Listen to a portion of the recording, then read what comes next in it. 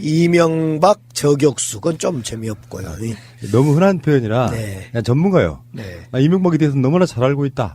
이따가 고발하시겠지만. 네, 많이 잊었어요. 네. 자, 그런데 뭐 좀 진지하게 말씀드려서 문재인 대통령의 분노란 표현이 직접 나왔으니까 네. 어떻게 보십니까?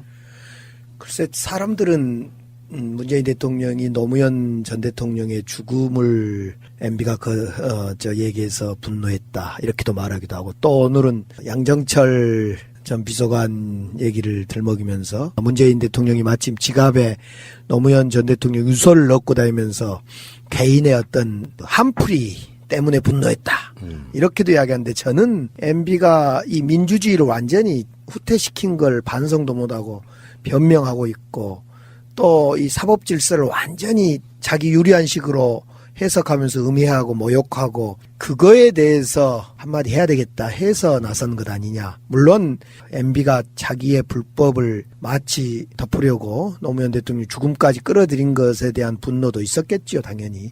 그런 더 큰 것은 민주주의와 사법 질서에 대한 어떤 파괴, 이런 것 때문에 화가 더 크게 났지 않았을까 싶어요. 최소한 이명박이란 사람이 인간적인 어떤 그런 면모가 있는 사람이라면 최소한 노 대통령 이야기는 꺼내지 않는 것이 인간의 도리 아니겠습니까? 근데 이제 MB는 노 대통령을 끌어들이는 일 말고는 할 이야기가 없어요. 뭐 다스 이야기를 하겠습니까? 예전에 4대강 이야기를 할 수도 없고, 또 국정원 특활비를 어디다 썼다는 그 이야기 할 수도 없고, 결국은 본인으로 억제해오는 이거에 대해서 할 수 있는 이야기는, 야, 내가 노무현 대통령 사망케 했는데 말이야, 죽였는데 사실은 그렇게 하니까 문제더라라는 것을 본인이 실토한 거예요, 사실. 그러니까요. 네. 그러면 저는 실토를 하려면 과거를 자기가 정확히 반성을 해야죠. 내가 과거에 그런 일이 있어서 노무현 전 대통령께서 목숨을 잃었는데, 지금 내가 말할 기회가 없었는데 지금 생각해도 잘못됐더라, 이 정치보복이다, 적폐청산을 가장한 정치보복 같은 거, 이런 거 없애야 되겠더라, 내가 해보니까 안 좋더라, 이렇게 하면 일말에 조금 뭐 양심이나 있어 보이는데, 그런 말 없이 그냥 그러니까 분노스러웠던 것 같아요. 요즘에 이렇게 걸어다니면서 꼼꼼히 이명박만 생각해요.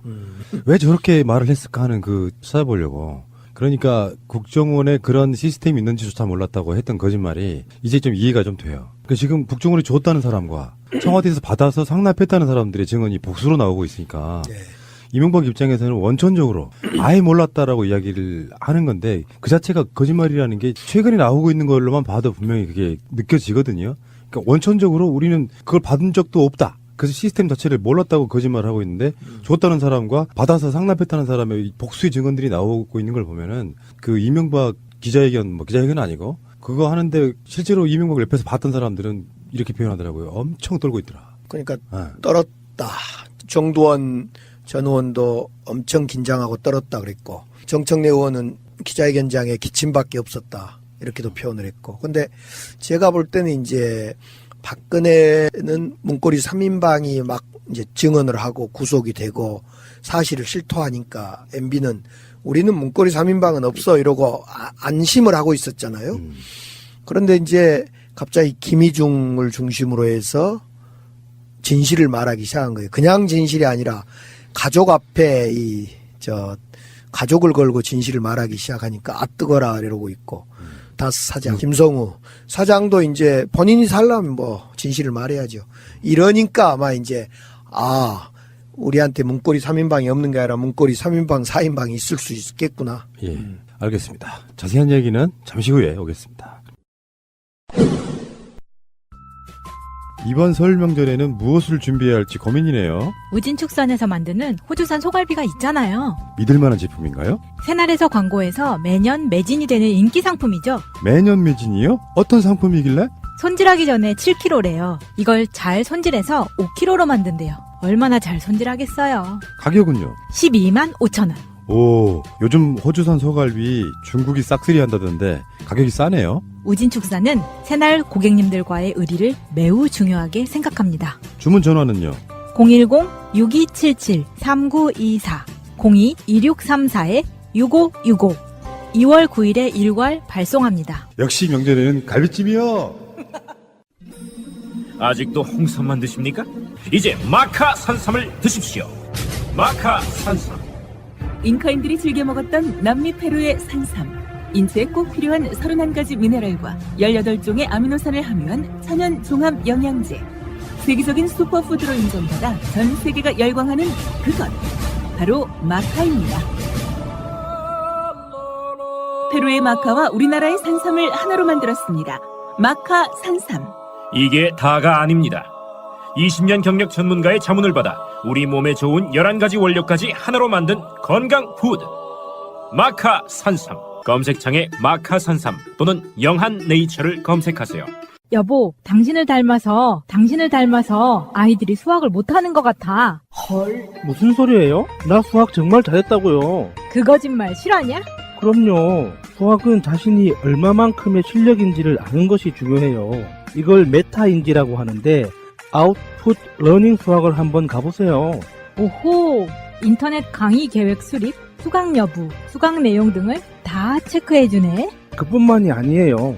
수학과 관련된 모든 질문에 대해 24시간 내에 유튜브로 답변도 해준다고요. 이제 수학은 티칭을 넘어 코칭입니다. 설명할 수 없다면 아는 것이 아닙니다. 아웃풋 러닝 opl.kr 0507-1303-1361 측근으로 있다가 마음이 바뀐 사람. 우리 입장에서는 이 사람들을 배신자라고 하면 안 되죠. 양심선언자라고 보면 되는데. 예. 일단 상당히 먼 이야기긴 해요. 정두원이 이명박의 측근이었을 때는. 네. 근데 이명박 측근으로부터 떨궈져 나와서 그 사람들이 변하는 모습을 보면 정두원부터가 이명박한테 굉장히 배신감을 느끼는 것 같은 그런 느낌이에요. 오기로 하는 거 있잖아요. 네. 이 사람 망해라 하는 거. 그러니까 지금 정두원하고 김희중하고 약간 월기 구조가 좀 비슷하다고 보거든요. 정두원, 김희중 둘이가 대화를 많이 한 것 같아요. 일단 두 사람이 동병상련 아니었습니까? MB 정권에 두 사람 다 감옥을 갔었어요. 그것도 돈 문제로 해서 좋지 않게 감옥을 간 거죠. 그래서 정두원은 이상득한테 버림을 받고 김희중은 MB한테 버림을 받으면서 두 사람이 이명박 세력, 그러니까 이상득을 포함한 이명박 세력한테 쉽게 말해 영포라인한테, 지금은 다 잊어버린 과거의 이야기가 됐습니다만 영포라인 얼마나 셌습니까?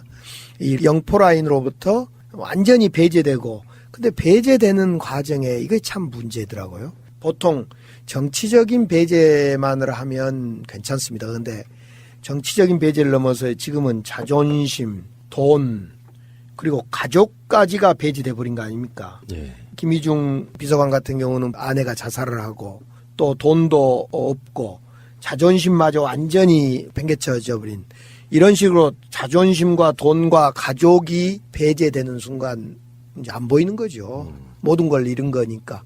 그러니까 그렇게 배제될 때, 측근이 배제되면 고발을 하게 되는 거죠. 예. 지금 김희중 경우가 그런 것 아닌가. 예. 정두원도 그렇고. 그래서 예. 제 생각은 정두원, 김희중이 지금 많은 것을 둘이 교감하고 있는 것 같아요. 그 뭐 문자도 서로 주고받고. 문자도 주고받고. 그래서 정두원 의원이 바람을 잡으면 김희중 비서관이 또 진술을 약간 하고 예. 이러면서 지금 두 사람이 많은 것을 교감하고 있는 것 같아요. 정두원 입을 통해서 정두원은 스피커가 되고 있고 네. 김희중은 이제 내막을 알리는 사람이 되고 있는데 네. 제가 보니까 김희중도 국정원 특활비는 받아서 MB에게 상납을 했고 네. 그리고 저축은행 건으로 들어갔던 건데 아까 말씀드린 것처럼 길거리 지나가면서 계속 이명박 생각만 한다 그랬잖아요. 어매불망. 네. 곰곰이 생각을 해봤어요. 왜 이명박은 김희중을 버렸고 김희중은 왜 저렇게 빡쳤는가를 생각을 해보니까 답이 하나가 더 나왔습니다. 이미 나간 방송의 내용보다 더. 뭐냐면은 저축은행 같은 데 돈을 받아서 일종의 온전한 배달이 아니고 반만 배달하는 방식이 있잖아요. 네. 그러니까 자기가 먹은 것도 사실이지만 네. 상납한 것도 있는 상황인데 이명박 입장에서는 중간에 떼먹었어라고 생각을 하면 분노할 수 있어요. 그래서 버릴 수 있단 말이죠. 김희중 입장에서는 자기가 조금 더 갖는 건 당연해. 근데 그렇게 해서 이제 2심 항소도 하지 않고 사면해 줄 걸 기다리고 있었는데 이명박 입장에서는 괘씸한 거예요. 이 사람이. 만약에 2억이 왔는데 1억만 줬다고 생각해봐요. 이명박 스타일로 보면 분노하죠. 네. 그러니까 그런 관계들이 아닌가 싶어요. 저축은행은 김희중이 다 개인 비리했다라고 언론 보도가 나오고 있거든요. 김희중이 한 말들 중에 정두원 통해서 나온 말 중에 나는 내가 먹은 게 하나도 없다고 얘기하고 있어요.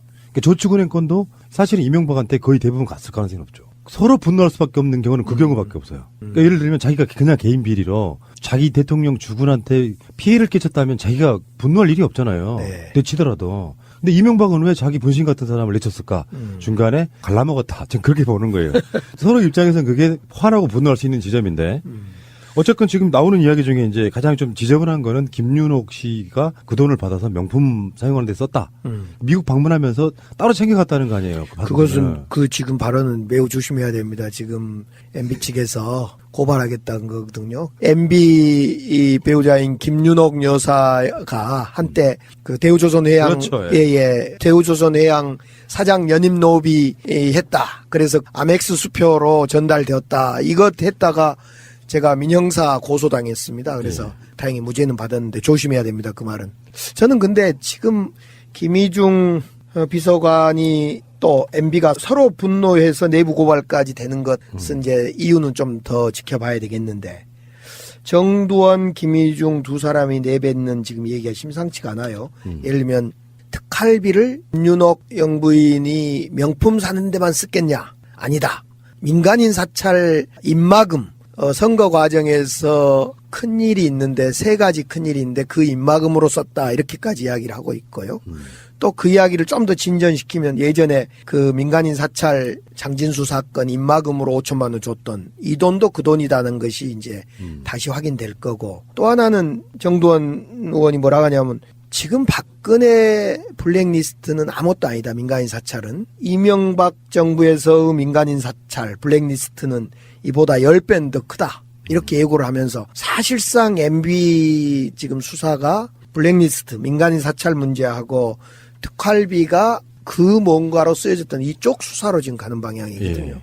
자 그러면 아까 네. 말씀하시다가 잠깐 살짝 피하시는 것 같은데 네. 대우조선해양 남상태 이야기 좀 잠깐만 하겠습니다. 네.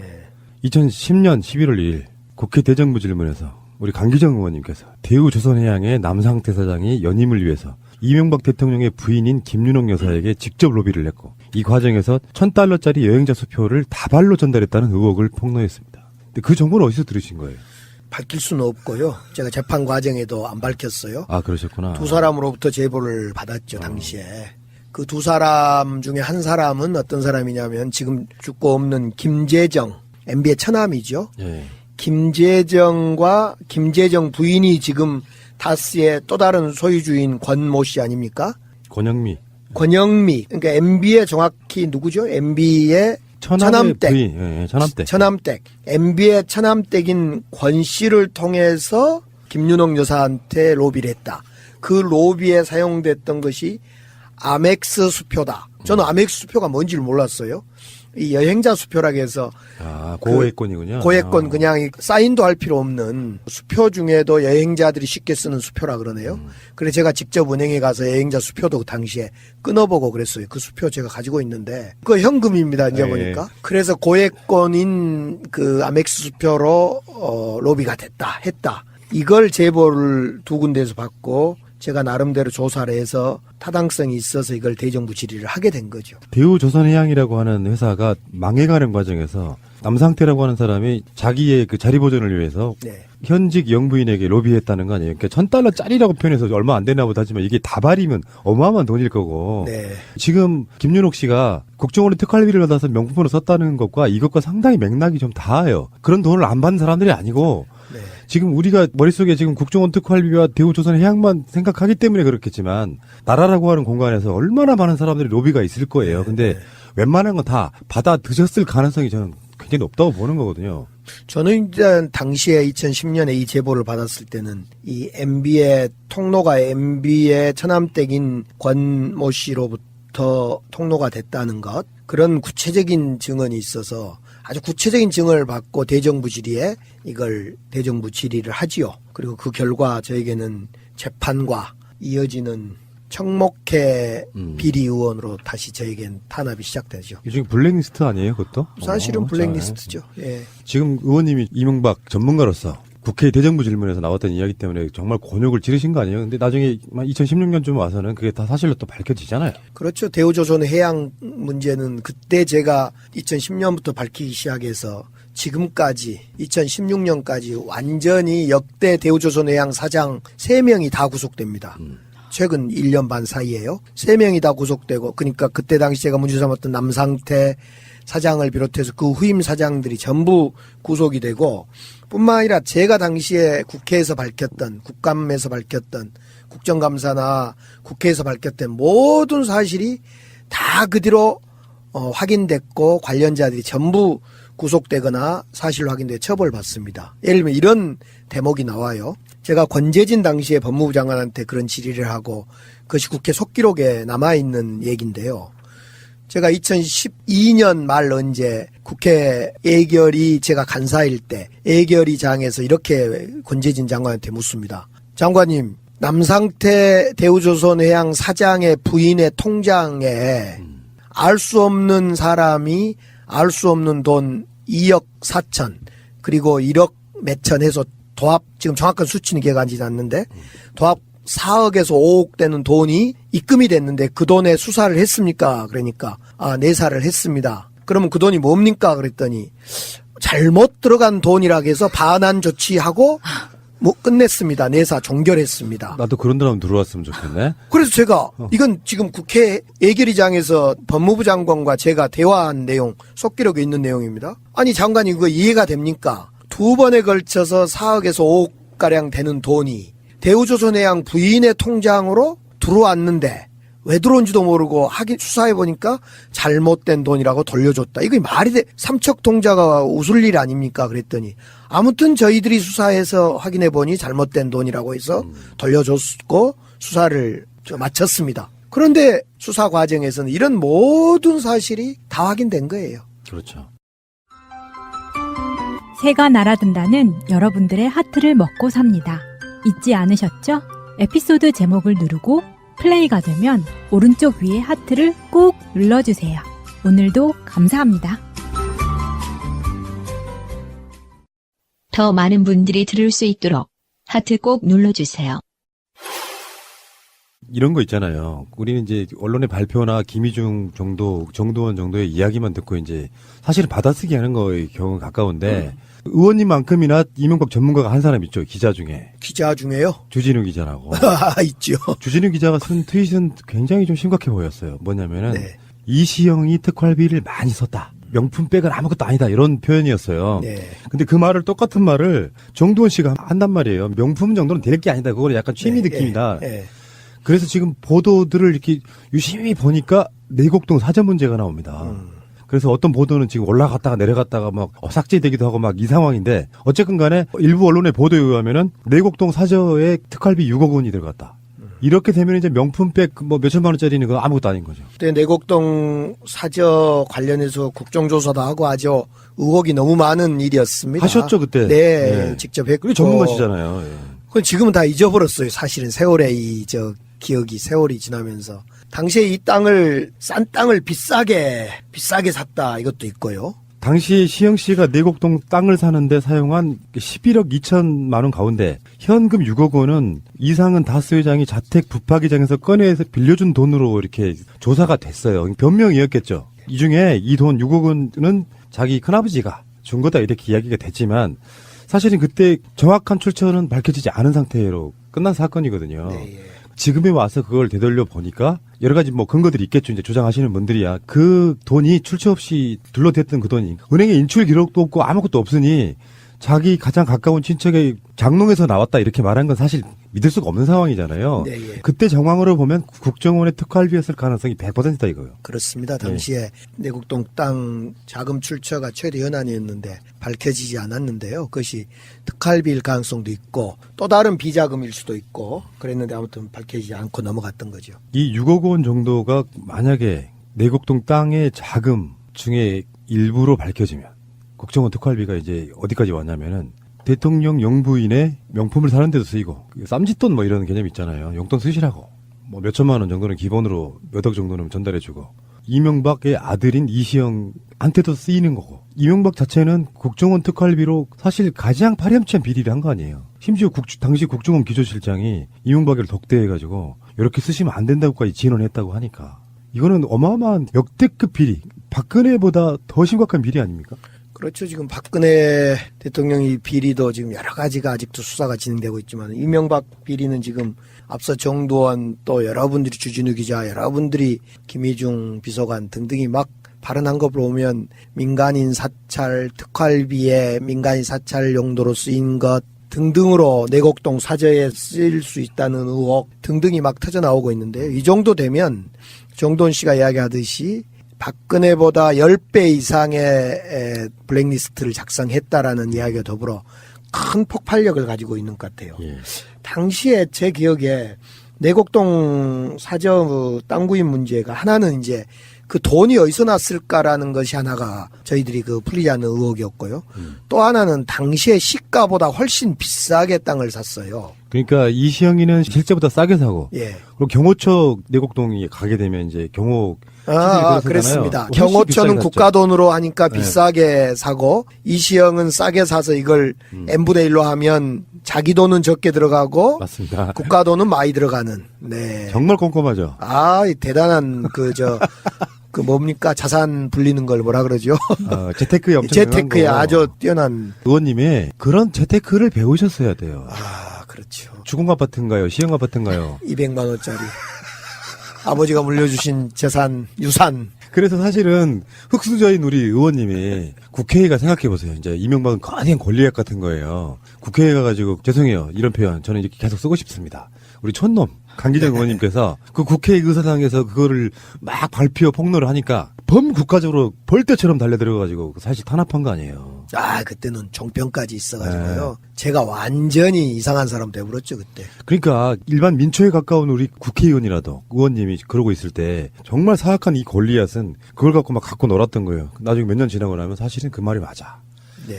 야, 정말 나는 이명박이라는 사람을 보면요. 본인도 떨리겠죠. 내가 만약에 이명박이고 혹시 마차님 정도가 이제 김희중이라고 하면 그렇게 어려움을 겪고 있으면요. 아무리 어떤 서로 간에 어떤 관계가 있던 간에 도와주는데 면담을 수차례 만나달라고 했다는데 뚝 잘라서 거절했다는 거예요. 내가 보기엔 그거 횡령한 건 맞아요.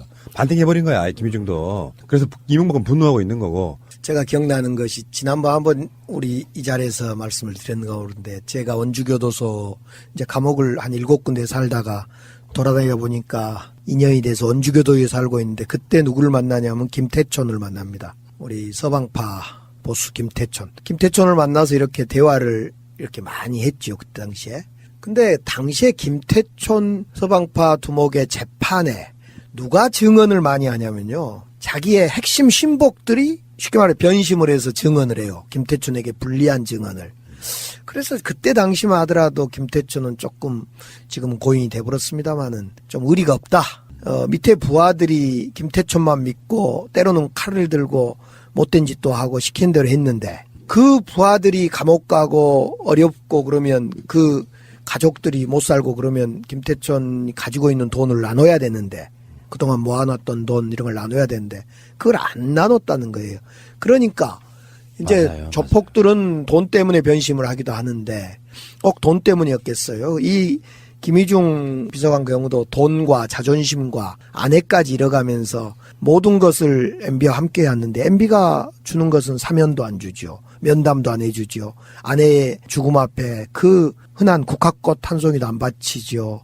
도대체 이건 완전히 무너지는 거죠. 그러니까 그 어떤 욕심. 네. 욕심이 많은 사람은요. 1억 원이 생겼어. 자기네 집단 패밀리가 있잖아요. 근데 그걸 무시하고 자기가 1억 원 다 가져가. 그러면 이제 그쪽에 나누지 못한 사람들은 그게 항상 서운할 수밖에 없어요. 이게 계속 겹치고 이제 감옥에 들어간다는 건 대부분 정치인들은 그런 경우가 많잖아요. 밑에 있는 그 졸개에 해당하는 분들은 뒤집어 쓰고 가는 경우가 대부분이에요. 지금 이 상황에서 말이에요. 이명박 관련해서 지금 뭐 김백준이나 김진모나 김희중이나 이런 사람들이 내가 했다. 그게 뒤집어 쓰고 들어가는 거예요. 우리가 반대쪽에서 보면 그게 꼬리자리인 거고. 그래서 다 뒤집어 쓰고 들어갔는데 거기에 대한 보상이 전혀 안 되면 원래 정치든 조폭이든 그렇게 뒤집어 쓰고 들어가주면 보상은 확실하게 해주는 거거든요. 왜 영화도 보면 그런 거 있잖아요. 그 1987에도 그런 거 나오잖아요. 가족들 다 우리가 책임질게. 나중에는 그 정반대로 써먹잖아. 네 마누라하고 네 새끼들 갖다가 쥐도새도 모르게 죽일 수도 있다. 뭐 이런 식으로 가버리잖아요. 그러니까 그런 식으로 다 보상을 해주는 건데 보상이 안 된 상태다 보니까 이 사람은 내가 보기에 의리도 없었던 거예요. 이명박은 보니까 사람 중심의 생각을 안 한 거예요. 사람 중심에 좀 생각하면 좋든 싫든 같이 했던 사람들을 챙기고 그런데 여기는 안 챙기잖아요. 돈 중심의 생각을 한 거죠. 내곡동 땅 이제 시기가 비슷해요. 그 네. 돈 전달했다는 시기가 거의 비슷해서 그 돈도 내곡동 땅도 국정원 특활비로 만약에 밝혀진다면 요즘에는 그 SNS 시대가 돼가지고 사건이 오랜 시간 딜레이가 안 되더라고요. 결정적인 증언들을 완성했다고 하면 얼개를 완성했다고 하면 우리 생각보다 훨씬 빨리 이명박 씨가 포토라인 설 가능성이 있다 그러지 않겠습니까? 그 이제 김희중 씨가 증언을 하는데 가족의 이름으로 증언을 했단 말이에요. 그러면 검찰 조사에서 저는 다 이야기를 했을 것 같고 문제는 이제 그런 생각이 들어요. 전두환 골목 성명을 한지 전두환이 3일 만에 구속이 됐습니까? 그래서 벌써로 3일을 세고 있는 분도 계시던데 그렇게까지 내일이네 셀 필요는 없을 것 같고요. 저는 이제 이런 생각은 좀 들어요. 지금 이제 MB가 전면에 나선 거 아닙니까? 네. 그러면서 박근혜는 뭔 생각을 하고 있을까? 웃고 있을까? 아니면 어떻게 생각하고 있을까요? 박근혜는? 하늘의 뜻이 뭔지 아십니까, 네. 의원님? 이명박 사무실의 호수가 503호예요. 5035. 무섭지 않으세요? 503? 이명박 사무실이요. 네. 이명박 개인 사무실. 거기에 호수가 503호라고요. 거기 뭐죠? 503이? 박근혜 수용자잖아요. 수임. 그럽니까? 무섭지 않으세요?